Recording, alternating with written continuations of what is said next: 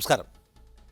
അതിശക്തമായ പോരാട്ടം നടന്ന മണ്ഡലങ്ങളെ ഒഴിച്ചു നിർത്തിയാലും 80 വിജയിച്ച് UDF അധികാരത്തിലെത്തുമെന്നാണ് DCC പ്രസിഡന്റുമാരുടെ റിപ്പോർട്ടിന് ശേഷം KPCC ആത്മവിശ്വാസം കൊള്ളുന്നത്. അവസാന നിമിഷം വലിയ തോതിൽ UDFന് അനുകൂലമായ വികാരം താഴെത്തട്ടിൽ ആഞ്ഞടിച്ചുവെന്ന് അവർ വിലയിരുത്തുന്നുണ്ട്. 80 സീറ്റാണ് LDFിൻ്റെയും പ്രതീക്ഷ. ഒരു LDF അനുകൂല തരംഗമുണ്ടായാൽ അത് 100-ൽ തൊടുമെന്ന് താഴെ കമ്മിറ്റികളുടെ കണക്ക് പറയുന്നു. സത്യത്തിൽ ആരാണ് വരികയെന്ന അനിശ്ചിതത്വം ചെറുതല്ലാത്ത വിധം കേരളത്തിലുണ്ടോ എന്ന് സംശയിക്കണം. അത് യാഥാർത്ഥ്യമാണ്. അഭിപ്രായ സർവേകളെയെല്ലാം അപ്രസക്തമാക്കി UDFന് അനുകൂലമായ തരംഗം പ്രവർത്തിച്ചു എന്ന് വിലയിരുത്തുന്നതിലെ കാരണങ്ങൾ എന്താണ്? അതിലെത്ര യാഥാർത്ഥ്യബോധമുണ്ട്? വിധി ദിനം അടുത്തിരിക്കെ നെഞ്ചിടിപ്പ് എല്ലാവർക്കും ഒരുപോലെയാണോ? സ്വാഗതം ഫസ്റ്റ് ഡിബേറ്റിലേക്ക്. ഈ വിഷയത്തിൽ എന്നോടൊപ്പം ശ്രീ VK സനോജ് CPIM-ൽ നിന്ന്, നിജേഷ് അരവിന്ദ് കോൺഗ്രസ് നേതാവ്, ശ്രീ രാധാകൃഷ്ണ മേനോൻ BJP-യിൽ നിന്ന്, ജോർജ് പൊടിപാറ മാധ്യമപ്രവർത്തകൻ എന്നിവരാണ്. ആദ്യം ശ്രീ നിജേഷ്, നോക്കൂ, ഈ തെരഞ്ഞെടുപ്പിന് തൊട്ട് മുൻപ് വിവിധങ്ങളായ മാധ്യമ സ്ഥാപനങ്ങളുടെ അഭിപ്രായ സർവേകൾ പുറത്തു വന്നിരുന്നു. അവയിലെല്ലാം UDFന് ഭരണം കിട്ടും എന്ന നിലയിലുള്ളൊരു പ്രവചനം ഉണ്ടായില്ല. അതുമാത്രവുമല്ല, LDF സർക്കാരിനെ കുറിച്ചുള്ള ആളുകളുടെ പലതരത്തിലുള്ള നല്ല അഭിപ്രായങ്ങൾ, അവരുടെ നല്ല വിലയിരുത്തലുകൾ, അത് വീണ്ടും വരുമെന്ന പ്രതീക്ഷകളൊക്കെയാണ് പങ്കുവയ്ക്കപ്പെട്ട് കണ്ടത്. അതിനുശേഷം രാഷ്ട്രീയ കേരളത്തെ പിടിച്ചുലയ്ക്കാൻ കഴിയുന്ന എന്തെങ്കിലുമൊന്നും വലിയ തോതിൽ സംഭവിച്ചില്ല എന്ന് നമുക്കറിയാവുന്ന കാര്യമാണല്ലോ. അവസാന നിമിഷം ഉണ്ടായി എന്ന് നിങ്ങൾ പ്രതീക്ഷിക്കുന്ന അടിയൊഴുക്ക് അല്ലെങ്കിൽ ജനങ്ങളുടെ മനസ്സുമാറ്റം അതെങ്ങനെ മാറിയെന്നാണ്? ഞങ്ങളൊരിക്കലും അവസാന സമയത്ത് എന്നല്ല, സ്ഥാനാർത്ഥി പ്രഖ്യാപനം മുതൽ തെരഞ്ഞെടുപ്പ് വരെ ഐക്യ ജനാധിപത്യ മുന്നണി കൃത്യമായ വിജയത്തിലേക്കാണ് പോയിട്ടുള്ളത്. ഞാൻ അടിവരയിട്ട് പറഞ്ഞു, സ്ഥാനാർത്ഥി നിർണയത്തിൽ UDFന് മേൽക്കൈ കിട്ടിയിട്ടുണ്ട്. പ്രചരണ വിഷയങ്ങളിൽ UDFന് മേൽക്കൈ കിട്ടിയിട്ടുണ്ട്. ഏറ്റവും പ്രധാനപ്പെട്ടത് കോൺഗ്രസിനകത്തുള്ള ഐക്യം, തുറന്നു പറയുന്നതിൽ യാതൊരു പ്രയാസവുമില്ല. കഴിഞ്ഞ 2 നിയമസഭാ തെരഞ്ഞെടുപ്പിലും ഇല്ലാത്ത ഐക്യം കോൺഗ്രസിനകത്തുണ്ടായിരുന്നു. UDFനകത്ത് ഐക്യമുണ്ടായിരുന്നു. എന്നൊക്കെയാണോ കോൺഗ്രസിലും UDFലും ഐക്യമില്ലാത്തത്, ആ സമയത്ത് മാത്രമേ ഞങ്ങൾ പരാജയപ്പെട്ടിട്ടുള്ളൂ. സ്ഥാനാർത്ഥി നിർണയം കൊണ്ട് ഞങ്ങൾ മുന്നോട്ട് പോയി. ഞങ്ങൾ മുന്നോട്ട് വെച്ച വിഷയങ്ങളാണ് ഈ തെരഞ്ഞെടുപ്പിൽ ചർച്ച ചെയ്തിട്ടുള്ളത്. പ്രകടന പത്രിക എന്ന നിലയ്ക്ക് ഒരുപക്ഷെ AICC വളരെ കൃത്യമായി ഇടപെട്ട ഒരു പ്രകടന പത്രിക, അതായത് പ്രകടന പത്രിക ഉണ്ടാക്കുന്നതിലല്ല, മറിച്ച് ജനങ്ങളിൽ നിന്ന് അഭിപ്രായം സ്വീകരിച്ചതിന് ശേഷം മാത്രമേ പ്രകടന പത്രിക ഉണ്ടാകാവൂ എന്ന് പറഞ്ഞു. അങ്ങനെ പ്രകടന പത്രിക ഉണ്ടാക്കി. കേരളത്തിൽ മാത്രമല്ല, അസാമിലും അങ്ങനെ തന്നെയാണ് സംഭവിച്ചത്. ആ പ്രകടന പത്രികയെ മുന്നിൽ നിർത്തിക്കൊണ്ടുള്ള ഒരു പ്രചരണമാണ് രാഹുൽ ഗാന്ധിയും പ്രിയങ്ക ഗാന്ധിയും ഉൾപ്പെടെയുള്ള ആളുകൾ നടത്തിയത്. അവരൊക്കെ പ്രകടന പത്രികയെ മാത്രം മുന്നിൽ വെച്ചതാണ്. അത് ജനങ്ങളിലേക്ക് എത്തിയിട്ടുണ്ട്. ജനങ്ങൾ അനുസരിച്ച് വോട്ട് ചെയ്യും. അതുകൊണ്ട് തീർച്ചയായും ഒരു തിരിച്ചുവരവ് UDFന് ഉണ്ടാകും എന്ന കാര്യത്തിൽ ഒരു പ്രയാസവുമില്ല, ഒരു സംശയവുമില്ല. അല്ലെങ്കിൽ KPCC പ്രസിഡന്റ് പറയുന്നത് 80 എന്തായാലും വിജയിക്കും, 75 to 80 എന്നാണ്. വലിയ തോതിൽ പോരാട്ടം നടന്ന മണ്ഡലങ്ങളെ ഒഴിവാക്കി നിർത്തിയിട്ടുണ്ട്. അവയിൽ വിജയിച്ചാൽ അതിലും കൂടുമെന്നാണ്.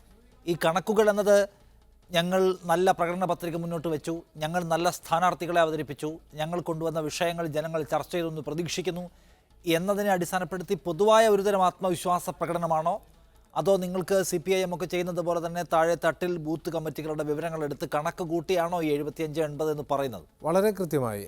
ഒന്ന്, കഴിഞ്ഞ 5 വർഷക്കാലത്ത് മുന്നോട്ട് വെച്ച വിഷയങ്ങൾ, അതിൽ വളരെ സൈലൻ്റായ ചില വിഷയങ്ങളുണ്ട്, ഒരുപക്ഷെ നമ്മളൊന്നും ചർച്ച ചെയ്യാത്ത വിഷയങ്ങൾ. ഒന്ന്, കടലോരം. ഓഖി ദുരന്തത്തിന് ശേഷം കേരളത്തിലെ കടലോരം വലിയ പ്രയാസത്തിലായിരുന്നു. എല്ലാ ആഴ്ചയും മുന്നറിയിപ്പ്, എല്ലാ ആഴ്ചയും കാറ്റ്, പ്രശ്നങ്ങൾ, അവരുടെ വരുമാനം കുത്തനെ ഇടിഞ്ഞു. അതിൻ്റെ മുകളിലാണ് ആഴക്കടൽ മത്സ്യബന്ധനം വന്നത്. 48 മണ്ഡലങ്ങൾ കേരളത്തിൻ്റെ കടലോരത്തിലുണ്ട്. ആ 48 മണ്ഡലങ്ങളിലും ഒരു വലിയ ശതമാനം ഐക്യ ജനാധിപത്യ മുന്നണിക്ക് അനുകൂലമായിട്ട് നിൽക്കുമെന്ന കാര്യത്തിൽ യാതൊരു പ്രയാസവുമില്ല. പ്രളയത്തിൻ്റെ വിക്ടിംസ്, നമ്മളൊരിക്കലും ചർച്ച ചെയ്യപ്പെടാത്ത മധ്യ കേരളത്തിൽ നിന്ന് അങ്ങോട്ട്, പാലക്കാട് മുതൽ അങ്ങോട്ടുള്ള പ്രളയത്തിലെ വിക്ടിംസിനെ നമ്മൾ ഇതുവരെ ചർച്ച ചെയ്തിട്ടില്ല. ആ വിക്ടിംസ് അവർക്ക് എന്ത് കിട്ടി, അവരെങ്ങനെ, അവരോട് ഗവൺമെൻറ് ചെയ്ത സമീപനം എന്താണ്, അവർക്ക് നഷ്ടപ്പെട്ടതിൽ ഒരംശമെങ്കിലും തിരിച്ചു കൊടുക്കാൻ കഴിഞ്ഞോ, അവരുടെ പ്രതിഷേധമുണ്ട്. മൂന്നാമത്തെ ഒരു വിക്ടിംസാണ് യൂത്ത്. കേരളത്തിലെ യൂത്ത് ഈ PSC നിയമനവുമായി ബന്ധപ്പെട്ടും അന്നത്തെ SFIക്കാരൻ്റെ കോപ്പിയടി പ്രശ്നങ്ങൾ മുതൽ ഇങ്ങോട്ട് പിൻവാതിൽ നിയമനം ഉൾപ്പെടെയുള്ള കാര്യങ്ങളിൽ കേരളത്തിലെ യൂത്ത് വളരെ അഡമൻ്റായ ഒരു സ്റ്റാൻഡാണ് എടുത്തിരിക്കുന്നത്. ഇങ്ങനെ വ്യത്യസ്തമായ വിഷയങ്ങൾ വെച്ചുകൊണ്ട് മണ്ഡലം തലങ്ങളിലുള്ള പഠനത്തിൻ്റെ അടിസ്ഥാനത്തിൽ തന്നെയാണ് പറഞ്ഞത്. അതിൽ തന്നെ കോഴിക്കോട് ജില്ല, കൊല്ലം ജില്ല, ആലപ്പുഴ ജില്ല, കഴിഞ്ഞ തവണ ഞങ്ങൾ ഏറ്റവും പ്രയാസം അനുഭവിച്ച ഈ 3 ജില്ലയിൽ അതിശക്തമായ തിരിച്ചുവരവ് മണ്ഡലം അടിസ്ഥാനത്തിൽ ഉണ്ടാകുമെന്ന കാര്യത്തിൽ ഞങ്ങൾക്ക് ഉറപ്പുണ്ട്. KPCC പ്രസിഡന്റ് പറഞ്ഞ മത്സരമുള്ള മണ്ഡലങ്ങൾ അല്ലാതെ തന്നെ കൃത്യമായി ജയിക്കുന്ന മണ്ഡലങ്ങൾ എന്ന നിലയ്ക്ക് ഞങ്ങൾ ഐഡൻറ്റിഫൈ ചെയ്ത മണ്ഡലങ്ങളുണ്ട്. ഇലക്ഷന് ശേഷം, പോളിംഗിന് ശേഷം അത് വളരെ ആത്മവിശ്വാസം ഞങ്ങൾക്ക് ആ വിഷയത്തിൽ ഉണ്ട്. ശരി, ജോർജ് പടിപ്പാറ, നോക്കൂ, സ്ഥാനാർത്ഥി പ്രഖ്യാപനത്തിന് മുൻപും അതിന് ശേഷവും ഒക്കെ നടത്തിയിട്ടുള്ള അഭിപ്രായ സർവേകളിൽ UDF വരും എന്ന ഏതെങ്കിലും അഭിപ്രായ സർവേ പ്രവചിച്ചില്ല. അഭിപ്രായ സർവേ സത്യമാകുമോ ഇല്ലയെന്ന് ചോദിച്ചാൽ അതിൽ തർക്കമുണ്ടാകും. പക്ഷേ പൊതുവെ ഏതെങ്കിലും ഒരു അഭിപ്രായ സർവേ UDF അനുകൂലമായി വന്നില്ല. ജയ്ഹിന്ദ് TV എന്ന കോൺഗ്രസിൻ്റെ ഔദ്യോഗിക ചാനൽ മാത്രമാണ് അവർ അധികാരത്തിൽ വരുമെന്ന് പ്രവചിച്ച ഏക അഭിപ്രായ സർവേ പുറത്തുവിട്ടത്. പൊതുവെ LDF വലിയ തോതിലുള്ള ആത്മവിശ്വാസം പ്രകടമാക്കുകയും തുടർഭരണമെന്ന വാക്ക് ജനങ്ങൾ ഏറ്റെടുത്തു എന്ന് വിശ്വസിക്കുകയും ഒക്കെ ചെയ്തിരുന്നു. പക്ഷേ ഈ വോട്ടെടുപ്പ് കഴിഞ്ഞതിന് ശേഷം ഇരുപക്ഷവും വളരെ യാഥാർത്ഥ്യബോധത്തോടെ തന്നെ വിജയപ്രതീക്ഷ പങ്കുവയ്ക്കുന്നുണ്ട്. സത്യത്തിൽ ഒരു വലിയ അനിശ്ചിതത്വം, നേരത്തെ ആദ്യമൊക്കെ നമ്മൾ വിചാരിക്കുന്ന LDF എന്തായാലും വരും, LDFന് വലിയ തോതിലുള്ള മേൽക്കൈ ഉണ്ടല്ലോ എന്നൊക്കെ തോന്നിപ്പിക്കുന്ന ഒരു അന്തരീക്ഷം ഉണ്ടായിരുന്നു. അത് പൂർണ്ണമായും മാറിയോ? നിഷാദെ, അങ്ങനെ പൂർണ്ണമായി മാറിയോ എന്ന് നമുക്ക് അസെന്റിക് ആയിട്ട് പറയാൻ ബുദ്ധിമുട്ടാണ്. പക്ഷെ എങ്കിലും ഈ വോട്ടെടുപ്പിന് ഒരാഴ്ച മുമ്പ് വരെയുള്ള ഒരു അന്തരീക്ഷം അല്ല ആ അവസാന ആഴ്ചകളിൽ അല്ലെങ്കിൽ വോട്ടെടുപ്പ് ദിനത്തിൽ പ്രകടമായത് എന്നുള്ളത് മുഖ്യധാരാ മാധ്യമങ്ങളെല്ലാം ഇപ്പൊ ഏതാണ്ട് ഒരേ സ്ഥലത്തിൽ അംഗീകരിക്കുന്നു. നേരത്തെ ചൂണ്ടിക്കാണിച്ചതുപോലെ ഒരൊറ്റ പ്രധാന മാധ്യമം പോലും UDFന് ഭൂരിപക്ഷം കിട്ടും അല്ലെങ്കിൽ ഭരണം ലഭിക്കുമെന്ന രീതിയിൽ ഒരു സർവേ ഫലവും പുറത്തു വന്നില്ല. നേരത്തെ ചൂണ്ടിക്കാണിച്ച പോലെ ജയ്ഹിന്ദിന്റെ ഒരു പ്രവചനം ഒഴിച്ച് അല്ലെങ്കിൽ ഒരു സർവേ ഒഴിച്ച് വേറെ ഒരു മുഖ്യധാരാ മാധ്യമങ്ങളും ആ രീതിയിലുള്ള ഒരു സർവേ ഫലം പുറത്തുവിട്ടില്ല. പക്ഷെ നേരത്തെ നിജേഷ് ചൂണ്ടിക്കാണിച്ചതുപോലെ ചില ഘടകങ്ങൾ UDFന് അനുകൂലമായിട്ടുണ്ടായിരുന്നു. അവർ ഉയർത്തിക്കൊണ്ടുവന്ന പ്രധാനപ്പെട്ട ആരോപണങ്ങൾ, എന്താ പറയാ, സ്പ്രിംഗ്ലർ തൊട്ട് ഏറ്റവും ഒടുവിൽ ആഴക്കടൽ മത്സ്യബന്ധനം, അതുപോലെ തന്നെ ഇരട്ട വോട്ട് വരെയുള്ള ആരോപണങ്ങളുടെ ഒരു പരമ്പര. പക്ഷെ ഈ പറഞ്ഞ കോവിഡ് ദുരന്തകാലവും അതുപോലെ തന്നെ മറ്റേ മഹാപ്രളയത്തിലെ ഗവൺമെന്റിന്റെ ഒരു പരിധിവരെ എല്ലാവർക്കും സ്വീകാര്യമായ രീതിയിൽ കേരള സമൂഹം മൊത്തത്തിൽ അംഗീകരിച്ച രീതിയിലുള്ള സർക്കാരിന്റെ പ്രവർത്തനങ്ങൾ, അതുപോലെ തന്നെ ക്ഷേമ പെൻഷനും അതുപോലെ ക്ഷേമ കിറ്റുകളും അല്ലെങ്കിൽ ഈ കോവിഡ് കാലത്ത് കൊടുത്ത കിറ്റുകളും ഒക്കെ വലിയൊരളവിൽ ജനത്തെ സ്വാധീനിച്ചു എന്ന് സർവേ ഫലങ്ങളിലൂടെ തന്നെ വളരെ കൃത്യമായി വികസനവും അതുപോലെ തന്നെ ക്ഷേമവുമാണ് ഈ സർക്കാരിന് വോട്ടായി മാറുന്നത്. ഒരുപക്ഷെ ഈ തെരഞ്ഞെടുപ്പിൽ ഏറ്റവും മുഖ്യ വിഷയമായി ജനങ്ങൾ കാണുന്നത് ഈ സർക്കാരിന്റെ ഈ ദുരിതകാലത്തെ പ്രവർത്തനങ്ങളും അതുപോലെ തന്നെ ഈ ക്ഷേമ പെൻഷനുകളും കൃത്യമായി ജനങ്ങളിൽ എത്തിച്ചതുമാണ് എന്ന് സർവേ ഫലങ്ങളിൽ വളരെ വ്യക്തമായിരുന്നു. പക്ഷെ പിന്നീട് അങ്ങോട്ട് ചില വിഷയങ്ങൾ, ഏറ്റവും ഒടുവിൽ പുറത്തു വന്ന ചില വിഷയങ്ങൾ, അതുപോലെ തന്നെ അവസാനത്തെ ഒരാഴ്ച ഈ എന്താ പറയാ, രാഹുൽ ഗാന്ധിയും പ്രിയങ്ക ഗാന്ധിയും അടക്കമുള്ള ദേശീയ നേതാക്കൾ നടത്തിയ പ്രചണ്ഡമായ പ്രചരണം, അതും സാധാരണ പതിവിൽ നിന്ന് വ്യത്യസ്തമായി ഏതെങ്കിലും ഒരു നഗര കേന്ദ്രത്തിൽ ഒരു പൊതുസമ്മേളനം നടത്തി അവർ മടങ്ങുന്നതിന് പകരം വലിയ തോതിൽ കേരളത്തിലെ ഏതാണ്ട് വലിയ ഒരു ശതമാനം മണ്ഡലങ്ങളെ തൊട്ടുണർത്തുന്ന രീതിയിൽ വളരെ വലിയ തോതിലുള്ള ഒരു റോഡ് ഷോയിലൂടെ ജനങ്ങളെ ഇളക്കിമറിക്കുന്ന UDF പ്രവർത്തകരിലും കോൺഗ്രസ് പ്രവർത്തകരിലും മുമ്പൊന്നുമില്ലാത്ത ഒരു ആവേശം നിറയ്ക്കുന്നതിലും അവരുടെ പ്രകടനങ്ങളും പ്രചരണങ്ങളും സഹായിച്ചു എന്നത് ഒരു വസ്തുതയാണ്. ഒരുപക്ഷെ ഈ UDF പ്രവർത്തകർക്ക് ഈ ചാനൽ സർവേകളിലൂടെ തളർന്നു പോയ ആത്മവീര്യത്തെ തൊട്ടുണർത്താനും അതിനപ്പുറത്തേക്ക് ഇപ്പോഴില്ലെങ്കിൽ ഒരിക്കലുമില്ല, പ്രവർത്തിക്കേണ്ട സമയമാണ്, ഇല്ലെങ്കിൽ ഇനി ഒരിക്കലും പ്രവർത്തിക്കേണ്ടി വരില്ല എന്നൊരു തോന്നൽ പോലും കോൺഗ്രസ്സുകാരിലും UDF പ്രവർത്തകരിലും ഉണ്ടാവുകയും അതിനനുസരിച്ച് അവർ ഉണർന്ന് പ്രവർത്തിക്കുകയും ചെയ്തതിന്റെ ഒരു ഫലം അല്ലെങ്കിൽ മണ്ഡലങ്ങളിൽ ഉടനീളം പ്രകടമായി. മാത്രമല്ല നമുക്കറിയാം 55ഓളം പുതുമുഖങ്ങളിൽ നല്ലൊരു പങ്കും നല്ല പോരാളികളായി ഈ മണ്ഡലങ്ങളിൽ വളരെ ശക്തമായ പ്രചരണം നടത്തി അവർ മണ്ഡലങ്ങളെ പിടിച്ചു കുലുക്കി അവരുടെ ഒരു പെർഫോമൻസും ഒരു പരിധിവരെ UDFന്റെ പ്രതീക്ഷകളെ വല്ലാതെ ഉയർത്താൻ സഹായിച്ചു എന്ന് നമുക്ക് മനസ്സിലാക്കാവുന്ന കാര്യമാണ്. പക്ഷെ ഇതുകൊണ്ടൊന്നും ഇത് മുഴുവൻ എത്രത്തോളം വോട്ടായി തീരും, LDFന്റെ കുത്തക മണ്ഡലങ്ങളെ എത്രത്തോളം മാറ്റിമറിക്കാൻ കഴിയും എന്നുള്ള കാര്യത്തിലൊക്കെ നമുക്ക് കൃത്യമായ തെളിവുകളൊന്നുമില്ല. ഇപ്പൊ ഏറ്റവും അവസാനത്തെ സർവേകൾ പോലും പുറത്തു വന്നത് 29-ാം തീയതിക്ക് മുമ്പാണ് എന്നാണ് എന്റെ ഓർമ്മ. അപ്പൊ അതിനുശേഷമുള്ള ഒരാഴ്ചക്കാലത്ത് കേരളത്തിലെ ജനസമൂഹത്തിലെ വോട്ടർമാർക്കിടയിൽ ഉണ്ടായ ഒരു വ്യതിയാനം, അവരുടെ മനസ്സിലെ തീരുമാനത്തിൽ ഉണ്ടായ ഒരു വ്യതിയാനം മാത്രമല്ല, എല്ലാ സർവേകളിലും നമ്മൾ കൊണ്ട് ഏതാണ്ട് 14-15% ആളുകൾ കൃത്യമായ ഒരു തീരുമാനം എടുത്തിട്ടില്ല എന്ന രീതിയിലാണ് അതിന് മുമ്പുള്ള സർവേ ഫലങ്ങൾ പുറത്തു വന്നത്. അപ്പൊ സ്വാഭാവികമായിട്ടും ഈ പ്രചരണത്തിലെ അതിശക്തമായ ഒരു ഇളക്കി മറിക്കലും, അതുപോലെ തന്നെ അവസാന ഘട്ടങ്ങളിൽ നേരത്തെ നിജേഷ് ചൂണ്ടിക്കാണിച്ചതുപോലെ ഈ കടലോര മേഖലയിൽ, തീരദേശ മണ്ഡലങ്ങളിൽ ഈ ആഴക്കടൽ മത്സ്യബന്ധനം അടക്കമുള്ള വിഷയങ്ങൾ ഉണർത്തിവിട്ട ഇടതുപക്ഷ സർക്കാരിനെതിരായിട്ടുള്ള ഒരു നിഷേധാത്മക സമീപനമൊക്കെ എത്ര കണ്ട് വോട്ടർമാരുടെ മനസ്സിനെ സ്വാധീനിക്കുകയും അവരുടെ തീരുമാനത്തെ വളരെ നിർണായകമായ രീതിയിൽ സ്വാധീനിക്കുകയും ചെയ്തു എന്നുള്ളതിന് കൃത്യമായ അപ്പൊ അങ്ങനെ പലതരം ഘടകങ്ങളെ മുൻനിർത്തിക്കൊണ്ട് UDF ആത്മവിശ്വാസം വെച്ച് പുലർത്തുന്നതിൽ തെറ്റില്ല എന്നതാണ് താങ്കളുടെ അഭിപ്രായം. ശ്രീ ബി രാധാകൃഷ്ണ മേനോനോടൊപ്പമുണ്ട്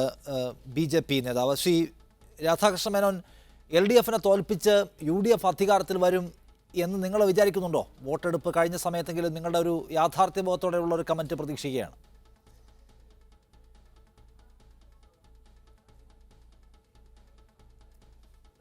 ഈ തെരഞ്ഞെടുപ്പിൽ ഇരു മുന്നണിക്കും വ്യക്തമായ നഷ്ടങ്ങളുണ്ടാവും എന്നാണ് BJPയുടെ വിലയിരുത്തൽ. കാരണം കഴിഞ്ഞ കാലത്ത് LDF ഉണ്ടായ നേട്ടം ഒരു കാരണവശാലും LDF നിലനിർത്താനാവില്ല. അതേപോലെ UDF ജനങ്ങളുടെ പ്രതീക്ഷയ്ക്കൊത്ത് ഉയർന്നിട്ടില്ല. ജനങ്ങൾ ആ UDF പൂർണ്ണമായി ഒരു ഓൾട്ടർനേറ്റീവായിട്ടൊന്നും എടുത്തിട്ടുമുണ്ടായിരുന്നില്ല. ഇതായിരുന്നല്ലോ തെരഞ്ഞെടുപ്പ് രംഗത്തെ കേരളത്തിൻ്റെ പൊതുവായ ചിത്രം. അതേസമയം NDAയ്ക്കും BJPക്കും അനുകൂലമായി ജനങ്ങൾക്ക് വലിയ പ്രതീക്ഷയുണ്ടായിരുന്നു. ദേശീയ തലത്തിലുള്ള ആ ഒരു അന്തരീക്ഷത്തെ ഈ തെരഞ്ഞെടുപ്പിൽ പ്രതിഫലിപ്പിക്കാൻ വേണ്ടിയാണ് BJPയും NDAയും ഈ തെരഞ്ഞെടുപ്പിൽ പരമാവധി പരിശ്രമിച്ചിട്ടുമുണ്ട്.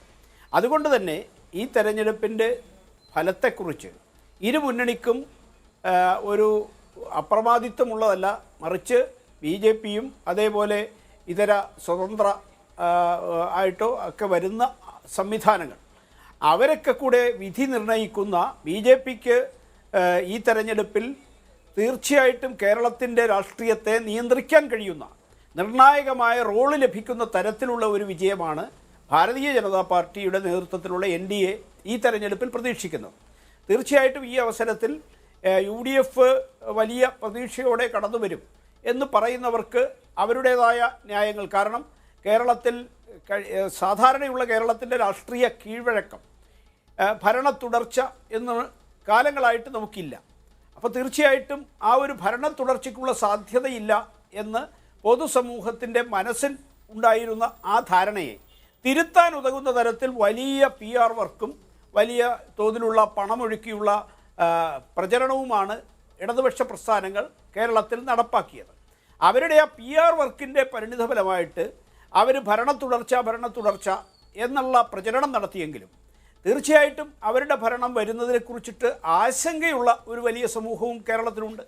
അപ്പോൾ തീർച്ചയായിട്ടും അവരുടെ PR വർക്കിൻ്റെ ഫലം അത് എങ്ങനെ പ്രതിഫലിച്ചു എന്ന് മുൻകൂട്ടിയുള്ള ഒരു പ്രവചനത്തിന് വലിയ പ്രസക്തിയുണ്ട് എന്ന് ഞാൻ കരുതുന്നില്ല. കാരണം അവരുടെ PR വർക്ക് അവർക്ക് ഗുണകരമാവുന്ന രീതിയിലാണ് അവർ ആസൂത്രണം ചെയ്തതെങ്കിലും തിരിച്ച് അവരിൽ ഉള്ള വിശ്വാസം ഇപ്പോൾ കമ്മ്യൂണിസ്റ്റ് പാർട്ടിയുടെ അടിത്തറ ഈ തെരഞ്ഞെടുപ്പിൽ തകർന്നിട്ടുണ്ട് എന്നാണ് അക്ഷരാർത്ഥത്തിൽ ഞാൻ ചോദിക്കുന്നത്. ഈ തെരഞ്ഞെടുപ്പിൽ ഏറ്റവും കൂടുതൽ പരിക്കേൽക്കുക, താങ്കൾ പറഞ്ഞത് പ്രകാരമാണെങ്കിൽ ഏതെങ്കിലും ഒരു പാർട്ടിക്ക് കേവല ഭൂരിപക്ഷം കടക്കാൻ കഴിയില്ല, BJPയുടെ ഒപ്പം പിന്തുണ ഉണ്ടെങ്കിലോ BJP സഹായിച്ചാലോ മാത്രമേ ഭരിക്കാൻ കഴിയൂ എന്ന നില വരുമെന്നാണല്ലോ താങ്കൾ പറയുന്നതിൻ്റെ അർത്ഥം. ഞാൻ ചോദിക്കുന്നത് ഏറ്റവും കൂടുതൽ പരിക്കേൽക്കാൻ പോകുന്ന മുന്നണി ഏതായിരിക്കും?